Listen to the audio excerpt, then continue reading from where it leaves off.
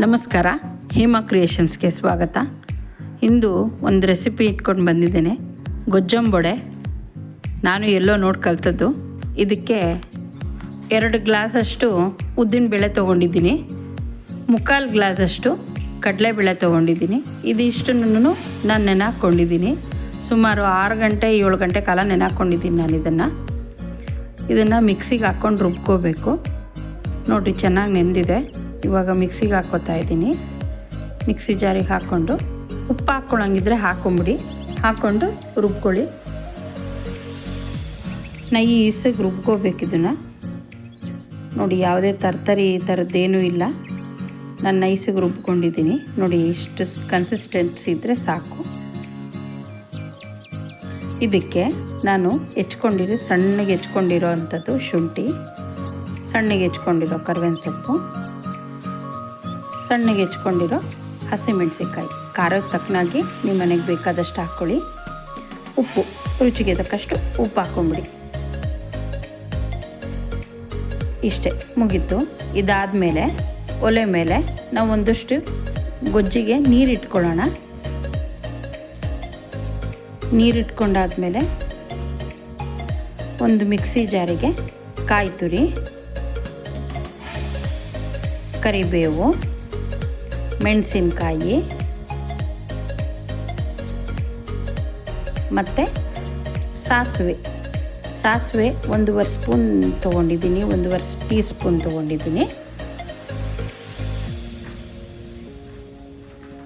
ನೋಡಿ, ಇದನ್ನು ಅಷ್ಟೇ ನುಣ್ಣಗೆ ರುಬ್ಕೊಂಡಿದ್ದೀನಿ ನಾನು. ಮತ್ತು ಹುಣಸೆ ಹಣ್ಣನ್ನು ನಾನು ರಸ ತೆಗೆದಿಟ್ಕೊಂಡಿದ್ದೆ. ಕುದಿಯೋ ನೀರಿಗೆ ಹುಣಸೆ ಹಣ್ಣು ಹಾಕ್ಕೊಂಡಿದ್ದೀನಿ. ಮತ್ತು ಅದಕ್ಕೆ ಬೆಲ್ಲನೂ ಹಾಕ್ಕೋಬೇಕು.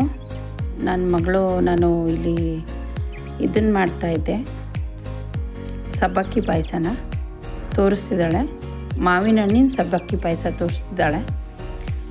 ಜೊತೆಯಲ್ಲಿ ಗೊಜ್ಜಂಬೊಡೆ ಕಾಂಬಿನೇಷನ್ನು. ನಾನು ಹಿಂಗೆ ಹಾಕ್ಕೊಂಡು ರುಬ್ಕೋಬೇಕಾಗಿತ್ತು, ರುಬ್ಕೊಂಡಿಲ್ಲ. ಸೊ ಮೇಲೆ ಹಿಂಗೆ ಹಾಕ್ಕೊಂಡಿದ್ದೀನಿ. ರುಚಿಗೆ ತಕ್ಕಷ್ಟು ಉಪ್ಪನ್ನ ಹುಳಿಗೆ ಸೇರಿಸ್ಕೊತಾ ಇದ್ದೀನಿ. ಬೆಲ್ಲ ಹುಳಿ ಎಲ್ಲ ಹೊಂದ್ಕೊಂಡಿದೆ. ಇವಾಗ ರುಬ್ಕೊಂಡಿರೋ ಮಿಶ್ರಣನ ಅದಕ್ಕೆ ಹಾಕ್ಕೊಳ್ಳೋಣ. ಏನು ಅಂತ ಅಂದರೆ ತಿರುತ್ತಾ ದಪ್ಪ ಬರುತ್ತೆ. ಅದು ಕುದಿಯೋತ್ತಿಗೆ ನಾವು ಒಂದು ಕಡೆ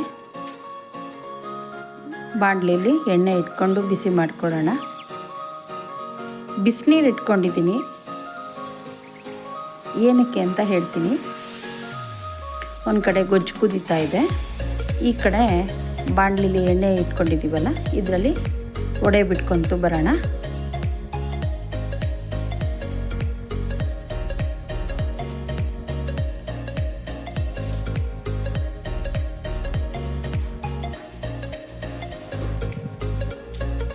ತುಂಬ ಗೋಲ್ಡನ್ ಬ್ರೌನ್ ಬರಬೇಕು ಹಾಗೆ ಹೀಗೆ ಆ ಥರದ್ದೇನೂ ಇಲ್ಲ.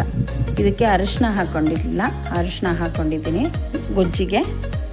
ನೋಡಿ, ದಪ್ಪ ಬಂದಿದೆ, ಕುದೀತಾ ದಪ್ಪ ಬಂದಿದೆ. ಇದೊಂದು ಸ್ವಲ್ಪ ಈಗ ಒಡೆ ಮಿಶ್ರಣ ಇದೆಯಲ್ಲ, ಇದನ್ನು ಉಲ್ಟಾ ತಿರುವಾಕೋಣ. ಗೊಜ್ಜು ಚೆನ್ನಾಗಿ ಕುದ್ದಿದೆ. ನಾನು ಸಿಮ್ಮಲ್ಲಿ ಇಟ್ಕೊಂಡೇ ಇದು ಮಾಡ್ತಿದ್ದೀನಿ. ಈಗ ವಡೆನ ನಾವು ಇಟ್ಕೊಂಡಿದ್ನಲ್ಲ ಬಿಸಿನೀರು, ಆ ಬಿಸಿನೀರಿಗೆ ಹಾಕೋಣ. ಮತ್ತು ಗೊಜ್ಜಿಗೆ ಒಂದು ಸಣ್ಣ ಒಗ್ಗರಣೆ, ಕಡಲೆಬೇಳೆ, ಉದ್ದಿನಬೇಳೆ, ಸಾಸಿವೆ, ಕರಿಬೇವು. ಬೇಕಾದರೆ ನಿಮಗೆ ಮೇಲೆ ಮೆಣಸಿನ್ಕಾಯಿ ಬೇಕು ಅಂತ ಅಂದರೆ ಹಾಕ್ಕೊಳ್ಳಿ.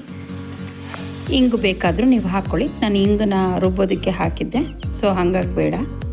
ಗೊಜ್ಜಿಗೆ ಹಾಕ್ಕೊಂಡಿದ್ದೀನಿ ಒಗ್ಗರಣೆ ರೆಡಿ ಆಯಿತು. ಒಗ್ಗರಣೆ ಹಾಕಿರೋ ಗೊಜ್ಜು ಎಲ್ಲ ಮಿಕ್ಸ್ ಮಾಡಿ ರೆಡಿ ಆಯಿತು. ಈಗ ವಡೆನ ಒಂದು ಕಡೆ ಡಿಪ್ ಮಾಡೋಣ. ಇದು ಮಾವಿನ ಹಣ್ಣಿನ ಸಬ್ಬಕ್ಕಿ ಪಾಯಸ ನಾನು ಮಾಡಿದ್ದೆ. ನನ್ನ ಮಗಳು ಅದನ್ನು ತೋರಿಸ್ತಿದ್ದಾಳೆ. ಬಿಸಿನೀರು ಇಟ್ಕೊಂಡಿದ್ನಲ್ಲ, ಈ ವಡೆಗೆ ನೋಡಿ, ಇದನ್ನು ಬಿಸಿನೀರಲ್ಲಿ 1-2 ಸೆಕೆಂಡ್ ಸೋಕ್ ಮಾಡಿಕೊಂಡ್ರೆ ಅದೊಂದು ಸ್ವಲ್ಪ ಮೆತ್ತಗಾಗುತ್ತೆ. ಎಣ್ಣೆ ಅಂಶ ಎಲ್ಲ ಬಿಡುತ್ತೆ. ಆ ಎಣ್ಣೆ ಅಂಶ ಎಲ್ಲ ಬಿಟ್ಟಾದಮೇಲೆ ಅದನ್ನು ಒಂದು ಬೌಲಿಗೆ ಸರ್ವ್ ಮಾಡ್ಕೊಳ್ಳೋಕೆ ಇಟ್ಕೊಳ್ಳೋಣ. ನೋಡಿ ಆಯಿತು, ನೀರೆಲ್ಲ ಹಿಂಡ್ಬಿಟ್ಟು ಒಂದು ಬೌಲಿಗೆ ಹಾಕೋತಾ ಇದ್ದೀನಿ ನಾನು. ಇವಾಗ ನಾವು ಮಾಡಿರೋ ಅಂಥ ಗೊಜ್ಜಿಂದು ಮಿಶ್ರಣನ ಇದ್ರ ಮೇಲೆ ಹಾಕೋಣ. ಸೊ ರುಚಿಯಾದ ಸವಿಯಾದ ಗೊಜ್ಜಂಬಡೆ ರೆಡಿಯಾಗಿದೆ. ಈಗ ನನ್ನ ಬ್ರದರ್ ಬಂದಿದ್ದರು, ನಾನು ಅವ್ರಿಗೆ ಕೊಟ್ಟಿದ್ದೀನಿ ಟೇಸ್ಟ್ ನೋಡಲಿಕ್ಕೆ ಅಂತ.